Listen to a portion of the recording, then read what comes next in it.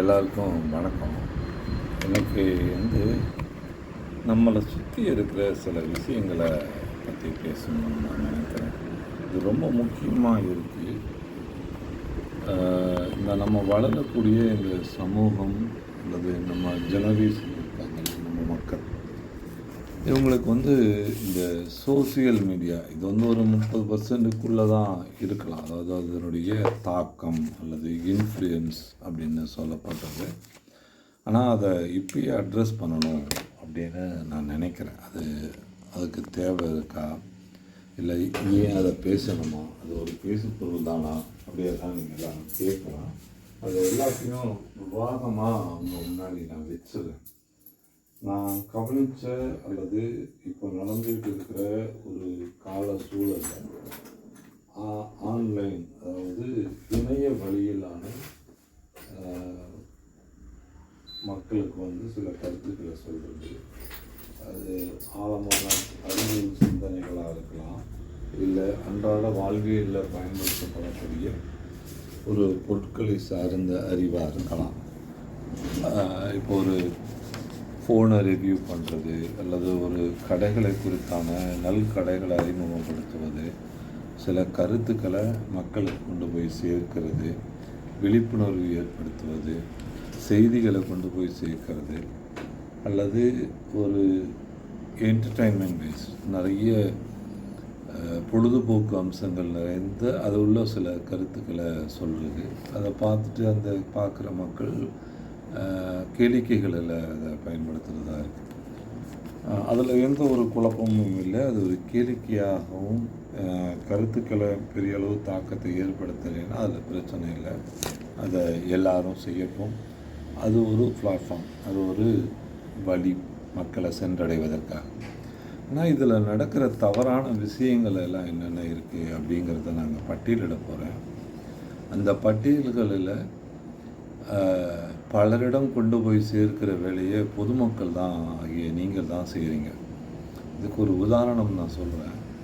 ஒரு பெண் ஆபாச வார்த்தைகளை, உடைகளில் சில தவறான மாதிரியான உடுப்புகளை உடுத்துறது, தவறான வார்த்தைகளை திட்டுறது, இந்த மாதிரியான ஒரு வீடியோவை சமூக வலைதளங்களில் விடுகிற பொழுது எல்லா மனிதர்களுக்கும் இடையே இருக்கிற சிறு சபலங்களோ இல்லை ஏதேனும் ஒரு குறைகளால் அந்த வீடியோக்களை நீங்கள் தொடர்ந்து பார்க்குறீங்க பலரும். அப்போ தொடர்ந்து அந்த வீடியோக்களை, அந்த காணொலிகளை நீங்கள் பார்க்கறதுனால அது பிறருக்கும் சென்றடையுது. இதில் சில தொழில்நுட்ப நிபுணர்களும் இந்த வேலைகளை செய்கிறாங்க. இது முன்னாடியெல்லாம் கூகுளில் லிஸ்டிங்கில் உங்களோட கம்பெனியோ அல்லது உங்களை சார்ந்த கருத்துக்களோ மேலே வருவதற்காக சில வேலைகளை செய்வதாக சொல்லுவாங்க. சர்ச் போட்டாக்கா அந்த சர்ச் பாரில் ஃபஸ்ட்டு லிங்காக வர்றது அந்த நிறுவனத்தோடது வர மாதிரி பண்ண வைப்பாங்க.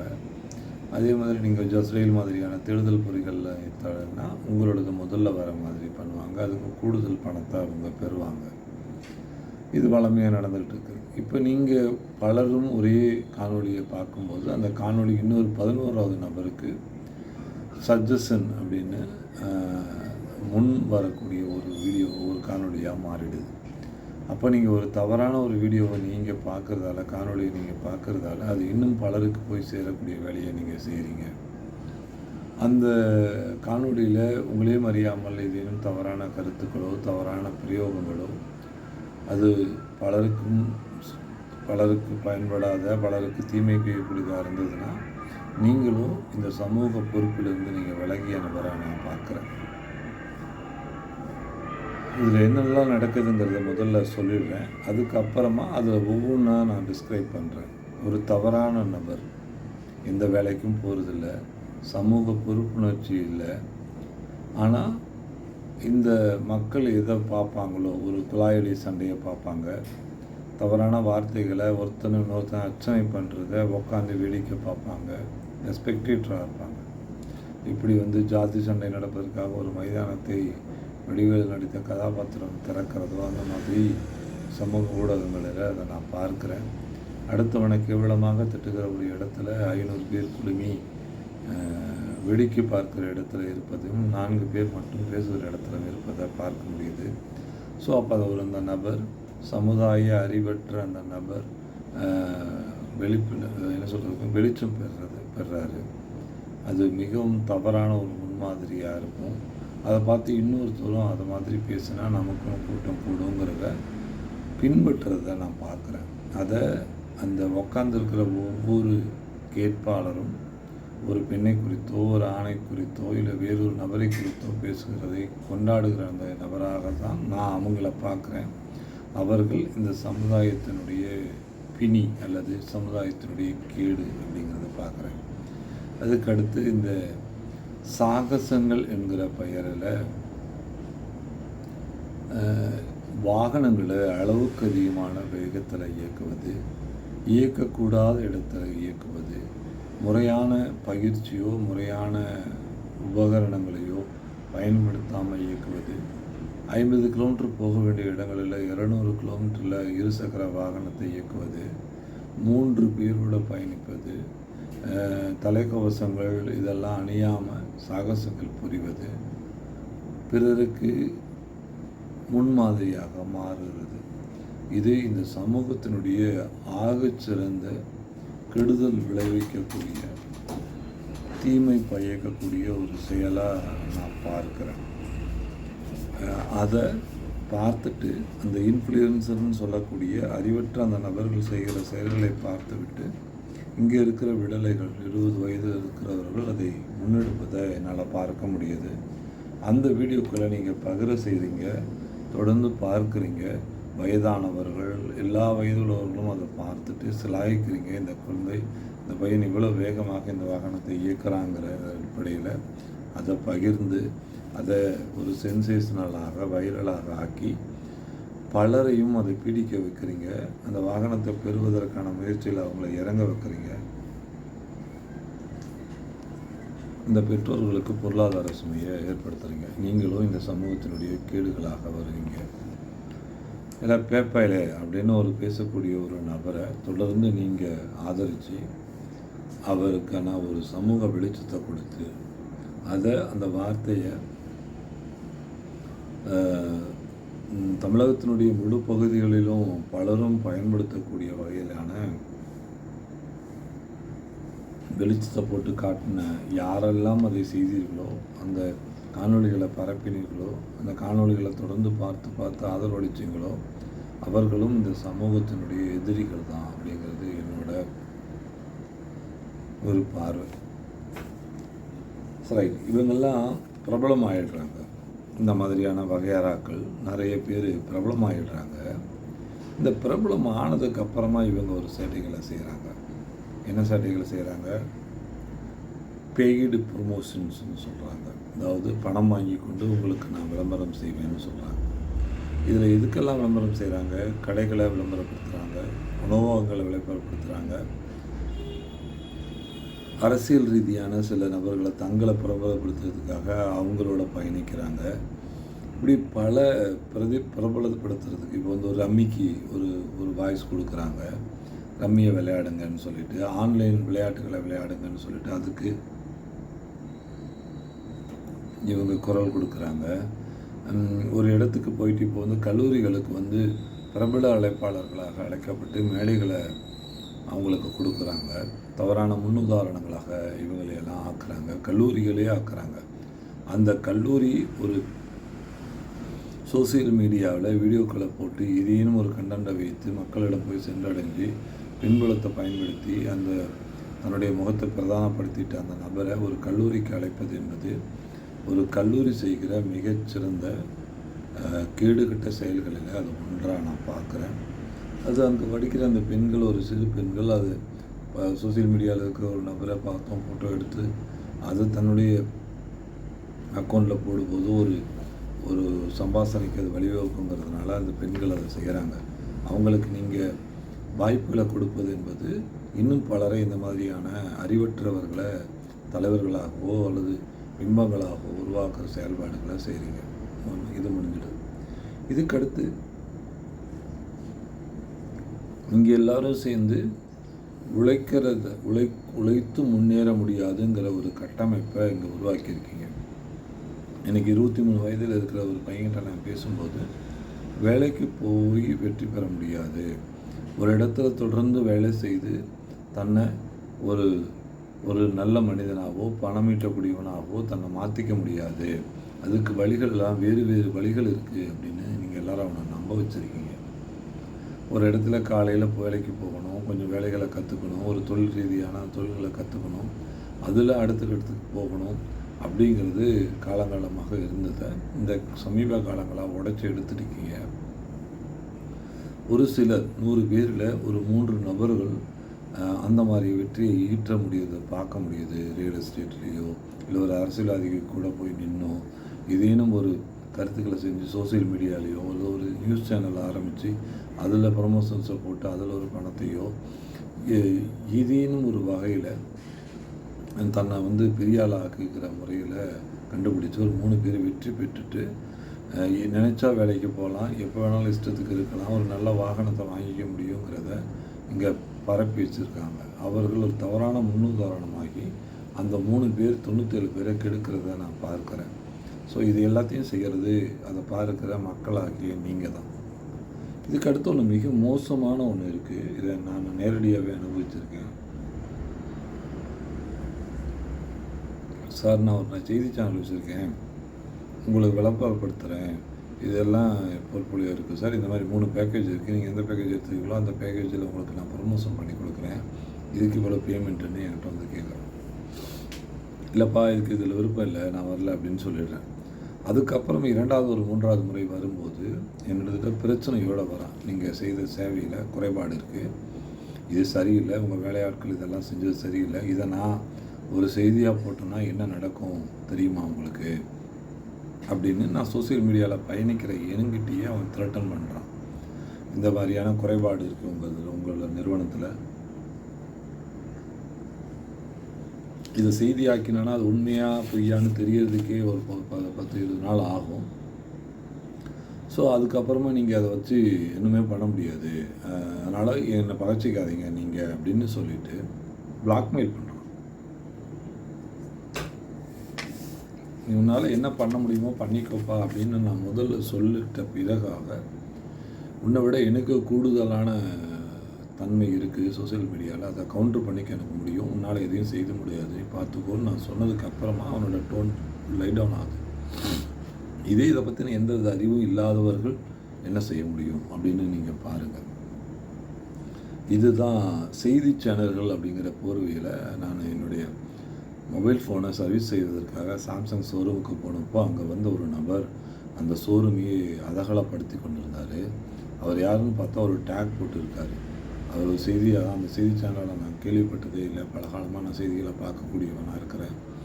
இந்த பிராந்தியத்தில் ஏதோ ஒன்று வச்சுக்கிட்டு அது ஒரு எல்லாரையும் அந்த ஆள் அழைக்கிறாரு, வாங்க இந்த மாதிரியான தவறு நடக்குது, நான் ஒரு கொஞ்ச நாளுக்கு முன்னாடி வாங்கின ஒரு பேட்ரி பல்ப் ஆயிடுச்சு, இவங்க அதை ஏற்றுக்க மாட்டேங்கிறாங்க அப்படின்னு. அது உங்கள் ஃபிசிக்கல் டேமேஜ்னு சொல்கிறாங்க, இவங்க இல்லை இது டோட்டலி மேனுஃபேக்சரிங் டேமேஜ்னு அந்த ஆள் சொல்கிறாரு. நான் யார் தெரியுமா அப்படின்னு சொல்கிறாரு. இன்னொரு நபரை அழைக்கிறாரு. அங்கே உள்ளே வந்ததுக்கப்புறமா சிலர் பார்க்குறாரு, அந்த பேசுகிற நபர் சரியாக இல்லை, இந்த இடம் தப்பாக போயிடும் போல இருக்குது அப்படின்னு அவங்களா முடிவு பண்ணிக்கிட்டு அந்த 2வதாக வந்த நபர் டோனை டவுன் பண்ணுறாரு. இதை சரியான முறையில் தீர்த்து கொடுங்கன்ற முறையில் அவங்க பேசி அதுக்கப்புறமா அந்த சாம்சங் ஷோரூம் அதுக்கான ஆக்டிவிட்டி எடுக்கிறாங்க. அந்த நபருக்கு ஷாப் டவுன் ஆகிறதுக்கு மெயின் காரணமாக யாரெல்லாம் இருக்கலாம்னா 3 பேர் தான் இருந்தோம். அதில் நானும் நான் 6 ஃபீட் டால் இருக்கிறதால நிறைய இடங்களில் என்னை ஒரு போலீஸாக பார்ப்பாங்க, நிறைய இடங்களில் என்னை கேட்கவும் செய்வாங்க. அது ஒரு காரணமானு எனக்கு தெரியாது. பட் ஆனால் அந்த ஆள் அந்த பிரச்சனையை அந்த இடத்துல அந்த சத்தம் போட்ட நபரையும் அமைதிப்படுத்தி அந்த ஆள் அழைச்சிட்டு போனதை என்னால் பார்க்க முடிஞ்சுது. இது மாதிரியான சூழல்கள் இங்கே நடக்கிறது கவனிக்கும்போது எனக்கு சிரிப்பு வந்தது. நான் சிரிச்சிட்டு தான் அதை உட்காந்துட்டு இருந்தேன். அவர் பேசின பேச்செல்லாம் கேட்டுட்டு அதை அவர் நோட் டவுன் பண்ணின பிறகு தான் அது நடந்ததுன்னு நான் நினைக்கிறேன். ஸோ இந்த மாதிரி பலருக்கும் நடக்கிறத கவனிக்கும்போது இது தவறான பாதையில் இந்த சோசியல் மீடியா போகுதா அப்படின்னு நான் பார்க்குறேன். அப்புறமா இந்த வாட்ஸ்அப் அப்படிங்கிறத வச்சு தனக்கு ஒருத்தன் ஃபேவரிசம் பண்ணி கொடுக்கல அப்படின்னா, பாரு உன்னோட வியாபாரத்தை நான் முடக்கிறேன் அப்படின்னு 4, 5 குரூப் வாட்ஸ்அப் குரூப்பை வச்சுக்கிட்டு அந்த நிறுவனத்தை பற்றின தவறான இதுக்கு உதவி செய்வதற்கு நிறுவனங்கள் இருக்கிறத நான் இப்போ தான் அறிகிறேன். என்னெல்லாம் அந்த நிறுவனம் ஹேண்டில் பண்ணுதோ அந்த நிறுவனத்துக்கு ஒத்த மாதிரி பொய்களை சொல்வதற்கான நரேட்டிவ் கண்டென்ட் கொடுக்குறாங்க அவங்க. இப்போ நீங்கள் வந்து ஒரு சேவை பண்ணுறீங்கன்னா அந்த சேவையில் என்ன மாதிரியான குறைபாடுகளாக வருமோ அதை ஒரு 10 கண்டென்ட்டாக அவங்க வச்சுருக்காங்க. அதை 10 குரூப்பில் ஷேர் பண்ணுறாங்க. அதை திரும்பவும் அவங்களுக்கு தெரிஞ்சவங்களோட குரூப்பில் ஷேர் பண்ண வைக்கிறாங்க. இதை ஒரு செயினாக செய்கிறாங்க. அப்புறமா அதை வச்சு ஒரு டர்புலன்ஸை க்ரியேட் பண்ணி அந்த நிறுவனத்தை ஒரு மாதிரி மிரட்டுற துணியை உண்டாக்குறாங்க. இப்போ நீங்கள் வரீங்க, இந்த ஒரு ஃபேவரிசம் கேட்குறீங்க, இந்த மாதிரி ஒரு 1000 ரூபாய் ஒரு பொருள் இருக்குன்னா எனக்கு தெரியும் இது 800 ரூபா தான் அப்படின்னு சொல்லிவிட்டு எனக்கு இவ்வளோ கொடுங்கன்னு கேட்குறாங்க. இல்லை நான் தர முடியாதுன்னு நம்ம சொல்லிடுறோம்னா நீ எப்படி இங்கே வியாபாரம் பண்ணிவிட பார்த்தலாம் அப்படின்னு மிரட்டக்கூடிய வேலைகளை இவங்க செய்கிறாங்க. அதுக்கு தங்களுக்கான இருக்கிற கம்யூனல் குரூப்பை பயன்படுத்துகிறாங்க, நண்பர்கள் குரூப்பை பயன்படுத்துகிறாங்க. அப்புறம் தனக்கு தெரிந்த எல்லா இடங்களில் இருக்கிற குரூப்புகள் இருக்கிறவங்களோடையும் அதை ஷேர் பண்ணுறாங்க. அதை நீங்களும் ஷேர் பண்ணுறீங்க. ஒருத்தரை பற்றி தவறான ஒரு தகவல் வருதுன்னா அந்த தகவல் சரிதானான்றதை அறியாமலேயே அதை நீங்கள் ஷேர் பண்ணுறீங்க. இந்த மாதிரியான ஷேர் பண்ணக்கூடியது வந்து சரிதானா, இந்த தகவல் சரிதானா, இது வந்து நம்ம ஷேர் பண்ணுறது சரியா அப்படின்றத எந்தவித அடிப்படையும் இல்லாமல் இத்தனை வியூ அது போயிருக்கு அப்படிங்கிறதுக்காகவே அதை வாட்ஸ்அப் குரூப்பில் ஷேர் பண்ணுறதை பார்க்குறேன். அது பொலிட்டிக்கலாக இருக்கலாம், கம்யூனலாக இருக்கலாம், இல்லை சமூகம் சார்ந்ததாக இருக்கலாம், இல்லை ஒரு தனிநபர் தனி நிறுவனங்கள் சார்ந்ததாக இருக்கலாம். இந்த மாதிரியான ஒன்றை நீங்கள் பரப்பும்போது அந்த பரப்புறதால அந்த செய்தி என்னமா போய் சேரும், ஒரு நபருக்கு எதிரானதா ஒரு சமூகத்துக்கு எதிரானதா அப்படிங்கிறது ஒரு தனி மனிதனாக உங்களுக்கான பொறுப்பு இருக்குது. ஒரு வாக்கு செலுத்துறது மட்டும் ஒரு சமூக பொறுப்பு இல்லை. ஒரு கருத்தை உங்கள் வாய் வழியாக இன்னொருத்தட்ட கொடுக்குறதும் வாய்வழி கருத்து பரப்புரைகளும் முன்னை விட இப்போ உங்களுக்கு வந்து படிப்பு இருக்குது, அது பகுப்பு ஆய்வு தன்மை இருக்குது. அதையெல்லாம் பார்த்துட்டு தான் நீங்கள் அதை அடுத்த இடத்துக்கு கடத்தணும். ஒரு தவறான தகவல் அது உங்கள்கிட்ட வந்து சேர்ந்ததுன்னா அது உங்கள் இடத்துல நீங்கள் நிறுத்துனீங்கன்னா தான் நீங்கள் ஒரு பண்பட்டவராக பார்க்கப்படுவீங்க. நீங்கள் ஒரு அதை அப்படியே கடத்திட்டீங்கன்னா, உங்களுடைய நண்பர்கள் வட்டாரத்தில் கடத்திட்டீங்கன்னா அது அந்த கருத்தை ஒத்தவர்களும் இருப்பாங்க, ஒரு சமூக கருத்தாக இருந்ததுன்னா விவாதங்களும் இருப்பாங்க, பாதிக்கப்படுகிறவர்களும் இருப்பாங்க. ஸோ உங்களுக்கு ஒரு ரெஸ்பான்சிபிள் இருக்குது, உங்களுக்கு ஒரு பொறுப்புணர்வு இருக்குது, இந்த சமூகத்தில் இருக்கிறதுக்கான பொறுப்புணர்வு இருக்குது, இந்த சமூகம் நல்லிணக்கத்தோடு பயணிக்கிறதுக்கான பொறுப்புணர்வு இருக்குது. ஒரு 10 ஆண்டுகள் நிறுவனத்தை கட்டமைச்சிருக்கிற ஒருத்தன் வந்துட்டு அறிவே இல்லாமல் பணம் சார்ந்து இயங்குகிற ஒருத்தன் அந்த நிறுவனத்தை குலைக்கிறதுக்கான முயற்சியில் ஈடுபட்டானா அதை வந்து அதுக்கு சிலர் துணை போனாங்கன்னா, அதுக்கு நீங்கள் துணை போனீங்கன்னா அது உங்களுடைய க்ரெடிபிலிட்டி என்னன்றது நீங்கள் பார்த்துக்க. நாளைக்கு நீங்கள் ஒரு நல்ல செய்தியை பரப்புனாலும் பலரும் கடந்து போயிடுவாங்கங்கிறத ஞாபகத்தை வச்சுக்கோங்க. இது ஒன்று. அப்புறமா இந்த செய்திகளை உருவாக்கி அந்த செய்திகளை பரப்புறதுக்குன்னு ஒரு குரூப் வந்து பணத்துக்காக இயங்குறாங்க. அப்போ அந்த மாதிரி ஆட்கள் வந்து இன்றைக்கி இருக்கிற பல செய்தி ஊடகங்கள் அந்த மாதிரி வேலைகளை தான் செய்யுது. ஆனால் நாளைக்கு அவங்களோட நம்பகத்தன்மையை அவங்க இழந்துட்டாங்க அப்படின்னா நல்ல செய்தியை நீங்கள் சொன்னாலும் யாரும் கேட்க மாட்டாங்க. இப்போ உங்களுடைய க்ரெடிபிலிட்டி இதை தான் நம்ம அனுப்பணும், இதை தான் நம்ம தாண்டி போகணுன்றத உங்கள் கையில் இருக்கிற கைபேசி வழியாக செய்வதற்கான வாய்ப்பு உங்கள்கிட்ட கொடுக்கப்பட்டிருக்கும். ஒரு பொறுப்புணர்ந்து இந்த சமூக பிரஜையாக நீங்கள் பயணிக்கிறதுக்கும் உங்கள் சக மனிதனுக்கான மரியாதையை கொடுப்பதற்கும் துவேஷங்களை பரப்புவதற்கு இடமாகவும் இல்லாமல் பார்த்துக்கிட்டிங்கன்னா உங்களுடைய உள்மனதும் நல்லா இருக்கும். ஒரு பாசிட்டிவிட்டியோடு இயங்கக்கூடிய செய்திகளை மட்டும் நீங்கள் பார்த்துட்டு நெகட்டிவிட்டியோடு இருக்கிற செய்திகள்லேருந்து நீங்கள் விலகி நிற்கும்போது உங்களுடைய வாழ்விலும் பாசிட்டிவிட்டியும், அதாவது நேர்மறை சிந்தனைகளும் எதிர்மறை சிந்தனைகள் இல்லாமல் நேர்மறை சிந்தனைகள் உருவாகும் போது நீங்களும் நேர்மறையாக அணுகுவீங்க எல்லா விஷயங்களையும். அப்போ உங்கள் வாழ்விலும் நிறைய நேர்மறை விஷயங்கள் நல் விஷயங்கள் நடக்கிறத நீங்கள் பார்க்க முடியும். கெட்டவங்க அவன் தவறானவன் இவன் தவறானவன் இங்கே எதுவுமே நடக்காது அப்படி மாதிரியான கீழே இழுக்கக்கூடிய செய்திகளையோ அல்லது இவன் வந்து ஏமாத்துறான் அவன் ஏமாத்துறான் இந்த நிறுவனத்தில் உங்களை ஏமாத்துறாங்க அந்த மாதிரி. இதுக்கு நல்ல உதாரணமாக ஒரு ஒரு ஒரு இடத்துல வந்து ஒரு பொருள் விற்கிறாங்கன்னா அந்த பொருள் வந்து குறைபாடு உடையது அல்லது அந்த பொருள் 1 லிட்டருனா அந்த பொருள் லிட்டர் கம்மியாக 950 ml தான் அவங்க கொடுக்குறாங்க அப்படின்னு ஒரு செய்தியை ஒருத்தங்க பரப்புகிறாங்கன்னா அந்த பரப்பக்கூடிய நபர் யார், அவனுக்கு என்ன அறிவு இருக்குது, டெக்னாலஜிக்கலான நாலேஜ் என்ன இருக்குது, அவன் அந்த அளவை இயந்திரத்தை எப்படி பார்க்குறான், ஒரு எடை இயந்திரத்தை எப்படி பார்க்குறான்.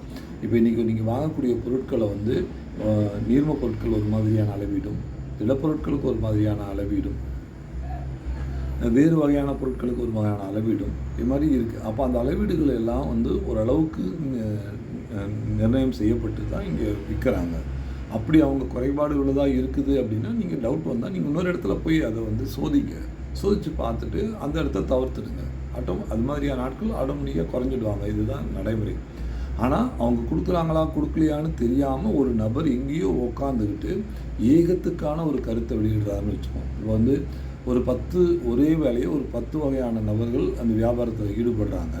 ஒரு புது இடத்துல உக்காந்துக்கிட்டு இந்த மாதிரி வியாபாரம், இந்த காய்கறி வியாபாரம் செய்கிறவங்க எல்லாரும் 950 கிராம் வர மாதிரியான ஸ்கேலை தான் பயன்படுத்துகிறாங்கன்னு ஒருத்தர் பொது வெளியில் சொல்கிறாங்கன்னா, நீங்கள் என்ன நினைக்கிறீங்கன்னா, அந்த 950 கிராம் கொடுக்குறான்னு அந்த பொது வெளியில் சொன்ன கருத்தை எடுத்துக்கிட்டு 10 காய்கறிக்காரரையும் நீங்கள் சந்தேகமாக பார்க்குறீங்க. இதை நான் பார்க்குற பொதுமக்களாக இருக்கிற பெரும்பான்மையானவர்களுக்கு இருக்குது. அப்புறமா அவங்கக்கிட்டேயே போய் இந்த கூறு அடிப்படையில் நீ வாங்கு, அப்போ உனக்கு லாபம் வரும், கிலோ கணக்கில் நீ வாங்கினீங்கன்னா உனக்கு லாபம் இல்லை. அதே மாதிரி இப்போ வந்து ஒரு காயை கிலோவில் கொடுப்பாங்க, ஒரு காயில் வேறு அளவீடில் கொடுப்பாங்க. அந்த இடத்துல போய் அவங்க கொடுக்குற அளவீடில் நீ வாங்காத, அது உன்னை ஏமாற்றிடும். நீ சொல்கிற அளவீடில் அவங்கள கொடுக்க சொல்லு. அவன் வந்து ஒரு 10 பேர் உட்காந்துருக்கிற இடத்துல அவன் ஏற்கனவே உன்னை செட்டப் வச்சுருப்பான், அதை எடுத்து கொடுத்துட்டு காசை வாங்கிப்பான். அவங்ககிட்ட போய் எனக்கு இது மாதிரி வேண்டாம், நீ இது மாதிரி கொடு, இப்போ எனக்கு கலந்து காய் கொடு, கிலோக்குள்ள ஒரே இதில் வாங்காமல் எல்லாத்தையும் போட்டு ஒன்றா போட்டு கொடுன்னா அவன் ஒரு காய் ஒரு விலையில் இருக்கும். அவன் எப்படி அதை கொடுப்பான்? அவன் வேறு வழி இல்லை அப்படின்னா வந்துட்டு அவர் கஸ்டமர்னு கொடுக்க தான் செய்வான். ஸோ இந்த மாதிரியான பரப்புரைகள் அறிவற்றவர்கள், அந்த குறித்தான எந்த தொழில்நுட்ப அறிவும் இல்லாதவர்கள். அவன் தொழில்நுட்ப அறிவு இருந்ததுன்னா ஒரு நல்ல வேலைக்கு போயிருப்பான், அந்த வேலையை பார்த்து சம்பாதிச்சுட்டு இருப்பான். அந்த எந்த அறிவும் இல்லாதவன் தான் ஒரு இடத்துல ரோட்டில் உட்காந்துக்கிட்டு ஒருத்தரை பற்றின தப்பான பரப்புரைகளை வெளியிட்டு இருக்கிறாங்க. இங்கே இருக்கிற பெரும்பான்மையான நிறுவனங்களில் இருக்கிற இடையேந்திரங்களாக இருக்கலாம், அளவீடு இயந்திரங்களாக இருக்கலாம், இல்லை உங்களுக்கு சர்வீஸ் பண்ணக்கூடியவங்க ஒரு நிறுவனமாக ஒரு ஹோட்டலாக இருக்கலாம். ஒரு அளவுக்கான 70 to 80% உங்களுக்கு வந்து அதை கொடுத்தா தான் தொடர்ந்து அவங்க இருக்க முடியும். இல்லைன்னா அவங்க காணாமல் போயிடுவாங்க. சரியான உணவு கொடுக்கல, டேஸ்டான உணவு கொடுக்கல, அளவான உணவு கொடுக்கல, ஒரு 50 ரூபாய்க்கு வந்து ரொம்ப குறைச்ச உணவு கொடுத்தா நீங்கள் அங்கே போக மாட்டீங்க. எல்லாத்தின் அடிப்படையில் தான் இங்கே எல்லாம் இயங்குது. ஒருத்தன் வந்து பார்த்துட்டு இல்லைங்க நான் போனேன், சுக்கான்னு சொல்லிட்டு 4 பீஸ் கொடுத்தான், பிரியாணி 80 ரூபான்னு சொல்லிட்டு டப்பா பிளேட்டில் கொடுத்தான், அந்த கடை வேஸ்ட்டுன்னு அவன் சொன்னாலும் நீங்கள் போய் பார்த்துட்டு உங்களுடைய ஓன் அபிப்பிராயத்தில் தான் அந்த கடையை முடிவு பண்ணுமே ஒழிய ஏற்கனவே ஒருத்தர் சொன்னால் அப்பயே அந்த மனப்பான்மையில் நீங்கள் அணுகவே கூடாது. அது ரொம்ப பிழையான ஒரு செயல். அந்த செயலை பெரும்பான்மையான மக்கள் செய்கிறீங்க, பொதுமக்கள் செய்கிறீங்க. இன்றைக்கு இருக்கிற பொருளாதார சூழலில் ஒரு நிறுவனங்களை நடத்துறது அவ்வளோ கடினமானது. இன்னும் வரும் காலங்களில் விலைவாசி உயர்வு என்பது ரொம்ப மோசமானதாக இருக்கும். 5 மாத தேர்தலுக்கு பிறகானது. அதனால் கடன் பெறுவதை நிறுத்துங்க. ஏன்னா கடன் பெற்று நீங்கள் செய்கிற செலவினங்கள் எல்லாத்தையும் இந்தியாவினுடைய வளர்ச்சியில் காட்டுறாங்க.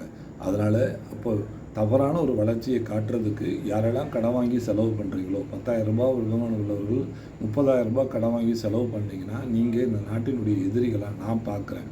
ஏன்னா உங்களுடைய செலவினத்தை வச்சு நாடு வளருதுன்னு சொல்கிறாங்க. அப்போ அது ஒன்று. 2வது வந்து திருப்பி உங்களால் கட்ட முடியாத போது உங்களுடைய நம்பிக்கை போயிடுது. நாளைக்கு வந்து நீங்கள் நல்ல முறையில் திருப்பி கட்டுறதுக்காக நீங்கள் முயற்சி பண்ணுறதுக்கு போய் ஒரு கடன் கேட்டாலும் உங்களுக்கு கடன் கிடைக்காது. இந்த சூழல் உருவாகும். அப்படியே கோல்டு லோன்ஸில் நிறைய ரெஸ்ட்ரிக்ஷன் கொண்டு வந்திருக்காங்க. ஸோ எளிதில் நீங்கள் கடன் பெற முடியாது. அப்போ நீங்கள் வந்து இங்கே லோக்கலில் கொடுக்குறவங்கள்ட்ட கடனை வாங்கிட்டு அவனுக்கும் கடனை திருப்பி கொடுக்க முடியல, கோல்டையும் ப்ராப்பராக வச்சு உங்களால் கடன் வாங்க முடியலன்னா ஒரு நடுத்தரத்துக்கு கீழே இருக்கிற மக்களுக்கு கடன் கிடைக்கிறது ரொம்ப கேள்விக்குறியாயிடும். அப்புறம் நீங்கள் போய் கந்து வட்டிக்காரங்கள்கிட்ட போய் வாங்க வேண்டியது இருக்கும், மீட்டர் வட்டிக்காரன்கிட்ட போய் கடன் வாங்க வேண்டியது இருக்கும். அப்போ நீங்கள் உழைச்சி அவனுக்கு தான் நீங்கள் கொடுக்க வேண்டியது நிலை ஏற்படும். இனி வந்து அரசு நிறுவனங்களில் சாராத நிறுவனங்களில் இருந்தால் கடன் அதிகமாக கிடைக்கும். அரசு சார் நிறுவனங்கள்லேருந்து கடன் கிடைக்கிறது ரொம்ப குறைய செய்யும். ஸோ பொருளாதாரம், ஏன்னா எல்லாருக்கும் விலைவாசி உயர்வுனால பாதிப்பு ஏற்படும்போது எல்லோரும் கடனை வாங்கிறதுக்கு போயிருப்பீங்க. அப்போ எல்லாருக்கும் அவங்க கடன் தர மாட்டாங்க.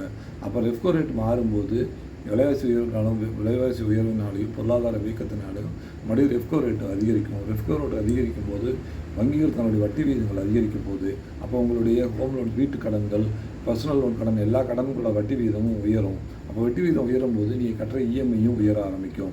நீங்கள் வந்து கிரெடிட் கார்டில் எல்லாத்தையும் நீங்கள் வாங்கிட்டு அதை இஎம்ஐயாக கன்வெர்ட் பண்ணிட்டீங்கன்னா திரும்ப நீங்கள் போய் கடன் வாங்குறதுக்கு எங்கே போய் நிற்பீங்க? இஎம்ஐ ஃபுல்லாக க்ளோஸ் ஆகிடுச்சு.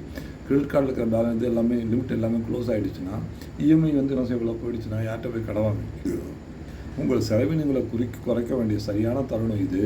இப்போ வந்து என்னுடைய அசம்ஷனில் மேக்கு பிறகு ஒரு பெட்ரோலுடைய விலையெல்லாம் வந்து 150 ரூபாய்க்கு மேலேயும், டீசலோட விலை வந்து என்ன மாதிரி வரும், பெட்ரோல்லேருந்து கொஞ்சம் குறைவாக மேலேயான்றது தெரியலை, அப்படி வரும். அப்புறமா பெட்ரோலில் இப்போ 20% எத்தனால் கலக்கிறாங்க. இப்போ பயோடீசல் வந்து குறைந்தபட்ச அளவுக்கு வந்து டீசலில் கலக்கிறது ஆரம்பிச்சிருக்கிறாங்க.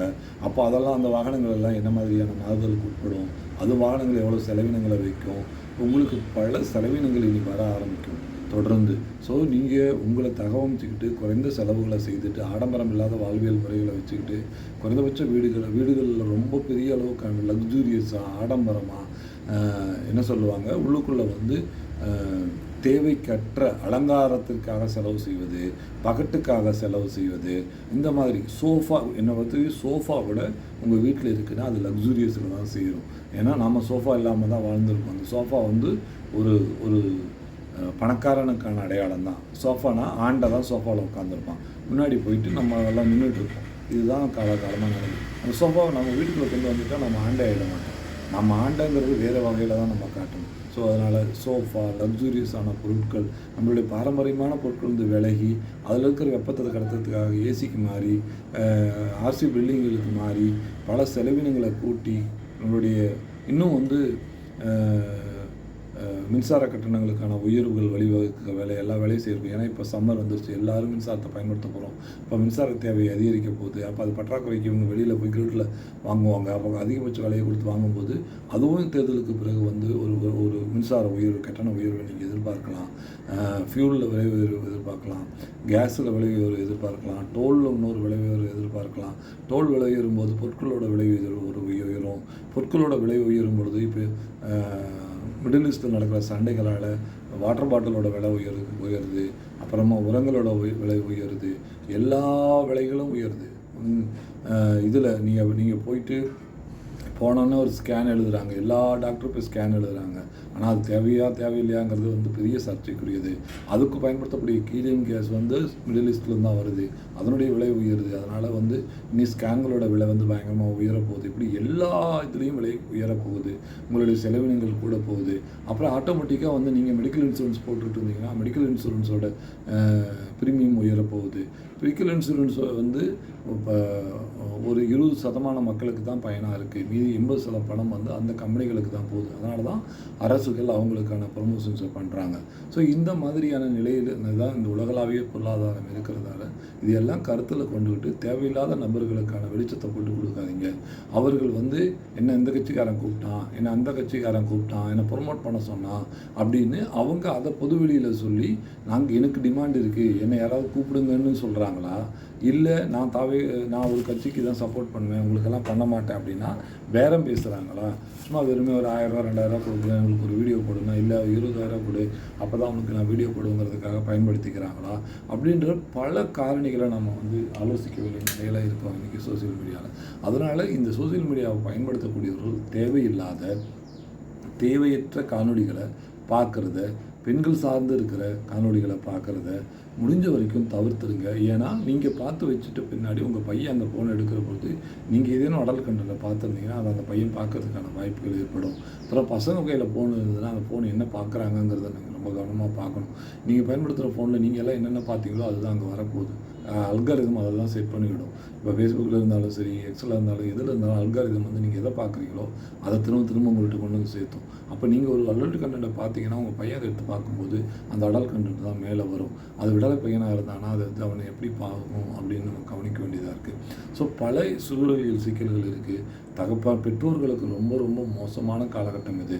தன்னுடைய குழந்தைகளை, பெண் பிள்ளைகளை பாதுகாக்க வேண்டியது, இந்த சோசியல் மீடியாவிலேருந்து பாதுகாக்க வேண்டியது, ரீல்ஸ் மோகங்கள்லேருந்து இது வந்து ஒரு குறிப்பிட்ட அளவுக்கு தான் வெளிச்சத்தை கொடுக்கும். ஆனால் நீ தொடர்ந்து முன்னேறணும், தொடர்ந்து ஒரு நல்ல மனிதனாக இருக்கணும்னா இந்த சோசியல் மீடியா அவ்வளோக்கு உதவி செய்யாது. அது ஒரு அளவுக்கு தான் உதவி செய்யுங்கிறது முதல்ல புரிஞ்சுட்டு சரியான படிப்பு சார்ந்த விஷயங்களில் ரொம்ப முக்கியமாக இருந்துட்டு இதை சைடில் கொண்டு மட்டும் வச்சுக்கணும் அப்படிங்கிறது தான் என்னோடய பார்வை. நானும் அதிகமான சோசியல் மீடியாவை பயன்படுத்துகிறேங்கிற முறையிலையும் இதிலிருந்து வெளியேறணுங்கிற முடிவோடு இருக்கிறதுனாலையும் இதை ரொம்ப காலமாக இதை பேசணுங்கிறதுனாலையும் நான் இதை முன்வைக்கிறேன். நன்றி, வணக்கம். ஏதேனும் உதவி என்னோடய கருத்து சிலருக்கேனும் உதவும் நம்புகிறேன். இதேனும் இதில் மாற்று கருத்துக்கள் இருந்தால் கீழே பதிவிடுங்க. அதை சார்ந்து வேறும் பாதிக்கலாம். நன்றி, வணக்கம்.